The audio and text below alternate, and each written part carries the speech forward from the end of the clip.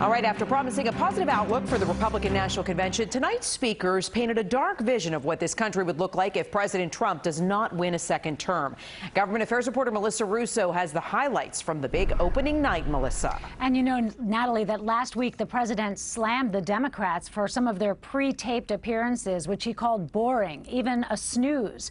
Well, President Trump really wanted this to be a live rally-style event. So using a mix of in-person appearances and videos, the Republicans tried to recreate that vibe tonight.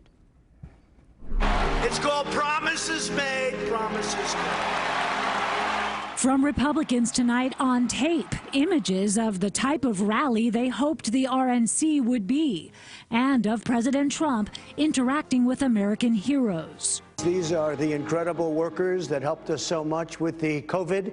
Workers chosen carefully, of course, after weeks of allegations that the president was trying to handicap the post office. How about we'll start with you? I'm a postal worker. And we're taking good care of our postal Absolutely. workers. That I can tell you. President Trump also appeared in a video with 6 hostages freed during his presidency. The administration really fought for me. Joe Biden is good for Iran and ISIS, great for communist China, and he's a godsend to everyone who wants America to apologize, abstain, and abandon our values.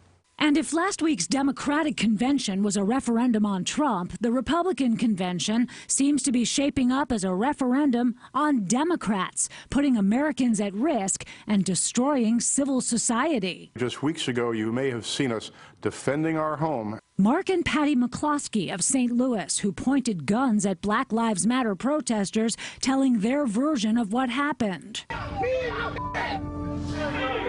What you saw happen to us could just as easily happen to any of you. They've actually charged us with felonies. It seems as if the Democrats no longer view the government's job as protecting honest citizens from criminals, but rather protecting criminals from honest citizens.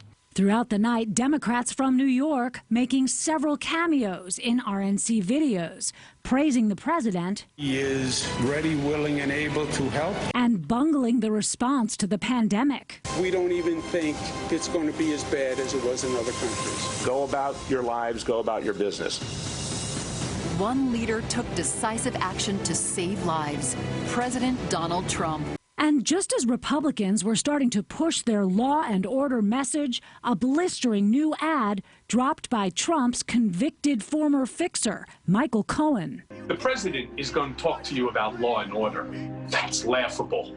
Virtually everyone who worked for his campaign has been convicted of a crime or is under indictment, myself included. So when you watch the president this week, remember this. If he says something will work, it probably won't.